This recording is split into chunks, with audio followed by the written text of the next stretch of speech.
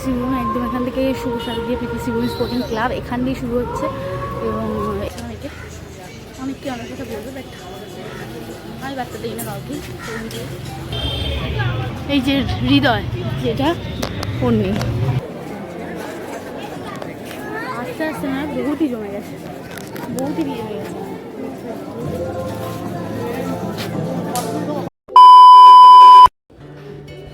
Hello guys, welcome back to my channel. তো আজকে আমরা যাচ্ছি ঠাকুর দেখতে, আর এটা আমাদের স্টেশন। কোন স্টেশন বলছি না, তোমরা যদি বুঝতে পারো তো বুঝে নিও। তো ট্রেনে উঠে আমরা দেখা করছি। ট্রেনে উঠে না, ট্রেনে উঠে ভিড়ও থাকতে পারে। হ্যাঁ, তো ট্রেনে ভিড়ও থাকতে পারে, এখন বলা যাচ্ছে। এই যে আমি স্টেশনে চলে এসেছি। আমাদের ট্রেন টাইমটা ছিল একদমই দুপুরবেলা, তো সেই জন্য একদমই ভিড় ছিল না, ট্রেনটা খুবই ফাঁকা ছিল, ওই জন্য আমরা বসে আসতে পেরেছিলাম।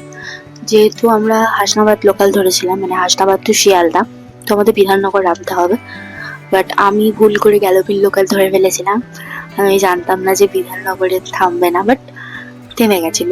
এদিকে দেখো এই বাচ্চাটা কত সুন্দর করে ঘুমাচ্ছিল, আর আমি এটা রেকর্ড করেছিলাম।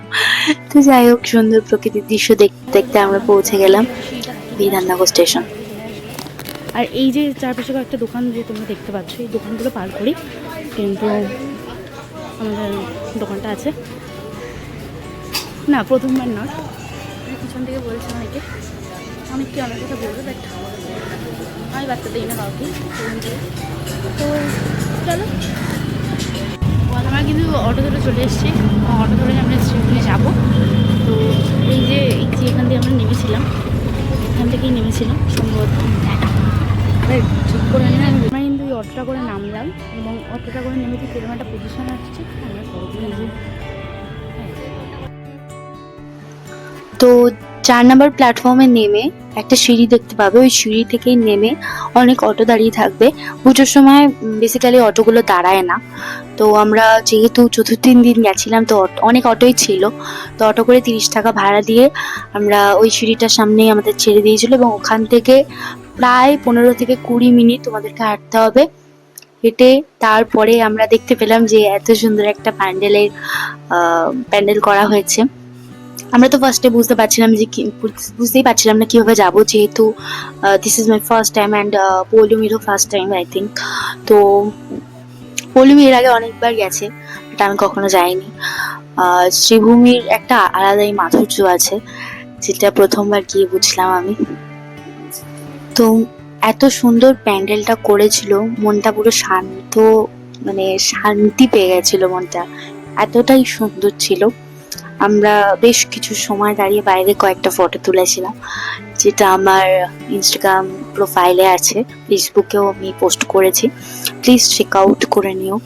এত সুন্দর মায়ের মুখ, মায়ের সাজসজ্জা দেখে আমি আপ্লুত হয়েছি, মানে এতটাই সুন্দর ছিল, ভাষায় প্রকাশ করার মতো নয়। অধিবাসী বৃন্দ ক্লাব, যেটা আমি তখন বলেছিলাম যে, মানে আমি একটা জিজ্ঞেস করেছিলাম, তো ওরা বলছে যে আদিবাসী আমি জানি না। তো কি বন্ধ, হাঁটাহাঁটি করার ফলে প্রচুর খিদে পেয়ে গেছিল। পৌলমীর প্রচন্ড খিদে পেয়ে গেছিল, বিকজ ও অনেক সকালে খেয়েছিল। তো আমরা ক্রিমসে গেলাম, টুকটাক খাবো বলেই গেছিলাম। তো একটা chicken spring roll I think ছিল, আর একটা স্যান্ডউইচ অর্ডার করেছিলাম। দেন ওখান থেকে একটা অটো ধরে আমরা চলে এসেছিলাম তরুণ সঙ্গে। এখানে একটা ভারত চক্র বলে আই থিঙ্ক একটা কোনো ক্লাব ছিল, বাট আমি মিস করে গেছি, বিকজ আমি কিচ্ছু জানি না, এবং সম্পূর্ণটাই মানে লোকে যেদিকে যাবে সেদিকে বলে বেরিয়ে গেছিলাম। বাট আমি বাড়ি আসতে পেরেছি ঘুরে, এটা আমার অনেক বড় প্রাপ্তি। এত সুন্দর প্যান্ডেল দেখেছি, যে কটাই দেখেছি এত সুন্দর প্যান্ডেল দেখেছি, মানে অবাক হয়ে গেছিলাম। এটা তরুণ সঙ্গের একটা থিম ছিল, অসাধারণ লাগছিল, এখান থেকে ঝর্ণা মতো পড়ছিল, এখানেও আমি অনেক প্রচুর ফটোগ্রাফি করেছি। আর আমার ভয়েসটা একটু প্লিজ অ্যাভয়েড করো, বিকজ আমার ঠান্ডা লেগেছে। প্রতিবার পুজোয় আমাকে মা দুর্গা একটা গিফট দেয়, সেটা হচ্ছে ঠান্ডা লাগা।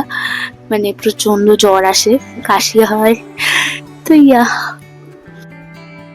তো ওখানে আমার একটা দিদির সাথে আলাপ হচ্ছিল, এই দিদিটার সাথে বাসে উঠে তরুণ সংঘ থেকে ঠাকুর দেখার পর বেরিয়ে। তো দিদিটাও চেনে না, আমিও চিনি না, তো বেশ ভালো ফ্রেন্ডশিপ হয়ে গেছিল। তারপরে আমরা বেলগাছিয়া থেকে শ্যামবাজার চলে এসেছিলাম মেট্রোতে।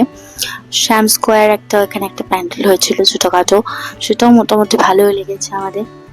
আর তারপরে এখানে মেনলি যে থিমগুলো ছিল, আন্ডার ওয়াটার মেট্রো এগুলো, তারপরে বাগবাজার, যে সার্বজনীন, মানে প্রচুর ঠাকুর ছিল। যাই হোক, কুমোরটুলি ছিল, টালা পার্ক ছিল, টালা প্রত্যয় ছিল, বাট কিছুই দেখতে পারিনি। সবই নাম শুনে চলে এসেছি। বেসিক্যালি এতটাই মানে লাইন ছিল, মানে 3 থেকে 4 কিলোমিটার লাইন ছিল আন্ডার ওয়াটার মেট্রোতে। এতটাই ভিড়, আমরা হাফ লাইন দাঁড়িয়ে ভিড়ে চলে এসেছি, মানে ইম্পসিবল ছিল।